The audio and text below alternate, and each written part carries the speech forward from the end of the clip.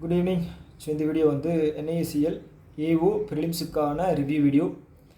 So என்னோடய slot வந்து பார்த்தீங்க அப்படின்னா 130 ஸ்லாட். காலேஜ் வந்து அக்ஷயா மேனேஜ்மெண்ட், ஓகேங்களா. ஒத்தக்கால் மண்டபத்தில் இருக்கிற அக்ஷயா மேனேஜ்மெண்ட்டில் 130 ஸ்லாட்.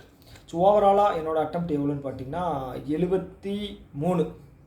ஓகே, ஃபஸ்ட்டு இங்கிலீஷில் 27, ரீசனிங்கில் 20, குவான்ஸில் வந்து பார்த்தீங்க அப்படின்னா 26. ஓவராலாக எவ்வளோ அட்டெம்ப்ட்டு?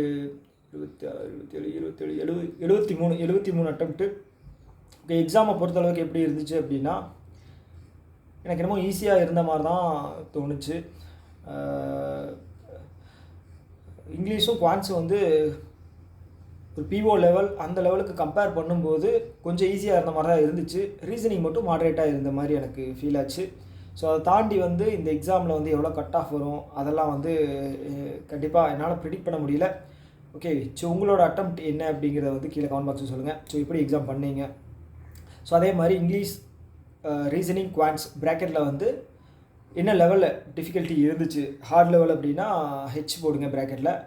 இங்கிலீஷில் வந்து இப்போ இங்கிலீஷுங்கிற மாடரேட் அப்படின்னா Mன்னு போடுங்க, ஈஸி அப்படின்னா ஈன்னு போடுங்க, ஓகேவா. அண்டு கீழே வந்து டோட்டல் அட்டெம்ப்ட்டில் ப்ராக்கெட்டில் வந்து ஓவரால் அப்படிங்கிறத போடுங்க. என்னோடய அட்டெம்ப்ட்டு நான் வந்து கீழே வந்து கமெண்ட் பாக்ஸில் நான் வந்து பின் பண்ணுறேன், ஓகேவா. ஸோ அதை தாண்டி வந்து பார்த்துட்டிங்க அப்படின்னா அடுத்தது என்ன பிளான் அப்படின்னா பேலன்ஸ் இருக்கிற ஆகஸ்ட் மந்தோட கரண்ட் அஃபேர்ஸ் 3 பார்ட் இருக்குது. அது வந்து நாளைக்கு இல்லை நாளானிக்கு உங்களுக்கு வந்து அப்லோட் ஆயிரும். ஸோ அதுக்கு ஒரு சில காரணம் இருக்குது. என்ன அப்படின்னா ஒரு 4 நாளைக்கு முன்னாடி OS வந்து கரெக்ட் ஆயிடுச்சு. ஸோ அது வந்து எக்ஸாம் டைமில் போய் மாற்ற முடியல. அது ஒன்று தான் காரணமே தவிர மற்றபடி வேறு எதுவும் கிடையாது.